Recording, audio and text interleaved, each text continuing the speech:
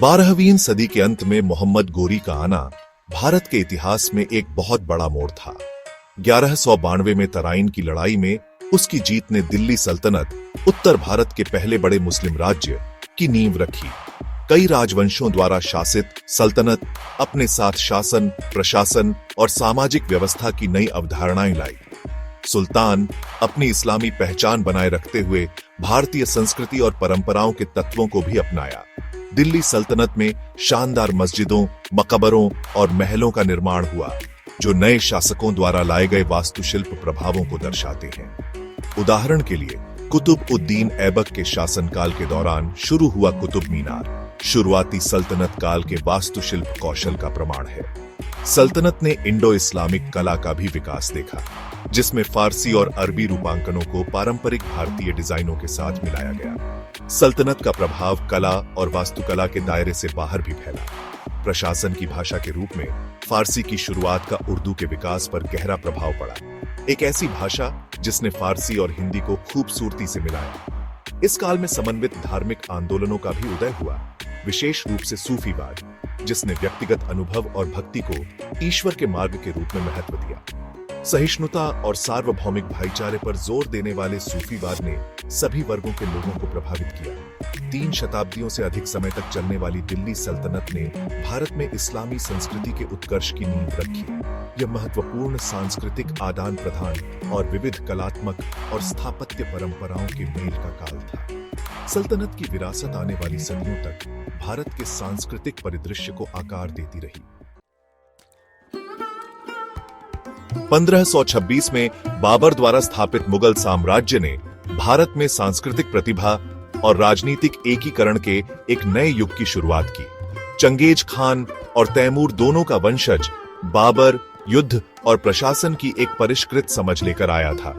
उसका पोता अकबर महान भारतीय इतिहास के सबसे प्रसिद्ध शासकों में से एक बन गया। अकबर का शासनकाल धार्मिक सहिष्णुता, सैन्य विस्तार और प्रशासनिक सुधारों द्वारा चिह्नित था। अकबर के शासनकाल में मुगल कला और वास्तुकला का उत्कर्ष हुआ। उसने फतेहपुर सीकरी के निर्माण का आदेश दिया, जो एक शानदार शहर था जिसने थोड़े समय के लिए उसकी राजधानी के रूप में काम किया। शहर की वास्तुकला फारसी, इस्लामी और भारतीय शैलियों का मिश्रण अकबर के बहुलवादी और समावेशी समाज के दृष्टिकोण को दर्शाती है। अकबर ने विविध पृष्ठभूमि के कलाकारों, कवियों और संगीतकारों को भी संरक्षण दिया, जिससे उसके दरबार में एक जीवंत सांस्कृतिक वातावरण बना। मुगल साम्राज्य अकबर के पोते शाहजहां के अधर अपने चरम पर पहुंच गया। अपनी परिष्कृत सौंदर्य संवेदनाओं के लिए जाने जाने वाले शाहजहां ने दुनिया के सबसे प्रतिष्ठित स्मारकों में से एक ताजमहल के निर्माण का आदेश दिया। अपनी प्यारी पत्नी मुमताज महल के लिए मकबरे के रूप में निर्मित ताजमहल मुगल वास्तुकला कौशल और प्रेम की शक्ति का प्रमाण है।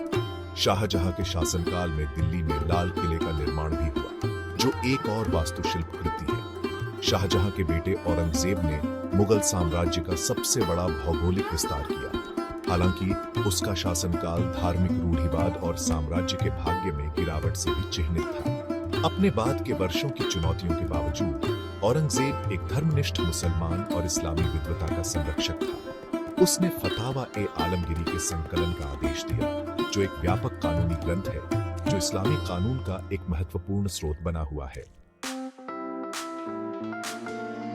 मुगल युग ने भारतीय कला, वास्तुकला और संस्कृति पर एक स्थायी विरासत छोड़ी।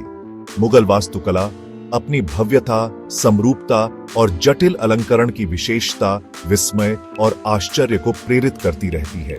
ताजमहल, लाल किला और फतेहपुर सीकरी वास्तुशिल्प चमत्कारों के कुछ उदाहरण हैं जो भारतीय परिदृश्य को सुशोभित करते हैं। ज्यामितीय पैटर्न और बहते पानी पर जोर देने वाले मुगल उद्यान फारसी और भारतीय सौंदर्य शास्त्र के अनूठे मिश्रण का प्रतिनिधित्व करते हैं। अपने नाजुक ब्रशवर्क, जीवंत रंगों और मानव आकृतियों के यथार्थवादी चित्रण के लिए जानी जाने वाली मुगल चित्रकला जहांगीर और शाहजहां के शासनकाल के दौरान अपने चरम पर पहुंची। मुगल कलाकारों ने लघु चित्रकला में उत्कृष्ट प्रदर्शन किया।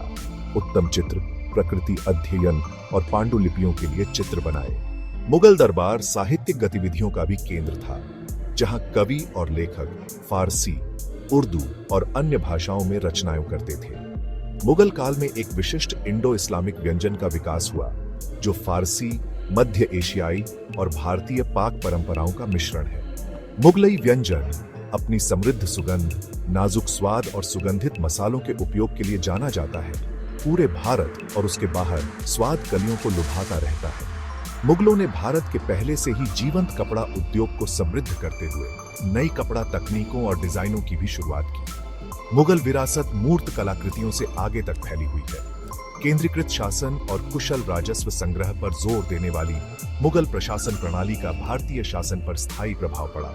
अपने विस्तृत शिष्टाचार और सांस्कृतिक परिष्कार के साथ मुगल दरबार ने पूरे भारत में शाही दरबारों के लिए मानक स्थापित किया।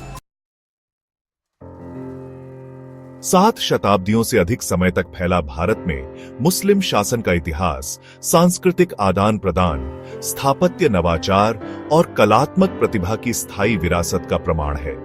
दिल्ली सल्तनत की भव्यता से लेकर मुगल साम्राज्य की भव्यता तक मुस्लिम शासकों ने भारतीय उपमहाद्वीप पर एक अमिट छाप छोड़ी। कला, वास्तुकला, साहित्य, व्यंजन और शासन में उनका योगदान आधुनिक भारत के सांस्कृतिक ताने बाने को समृद्ध करता रहता है। भारत में इस्लाम की कहानी केवल सैन्य विजय और राजनीतिक शक्ति के बारे में नहीं है। यह सांस्कृतिक आत्मसात, धार्मिक समन्वयवाद और विविध परंपराओं के मेल की भी कहानी है।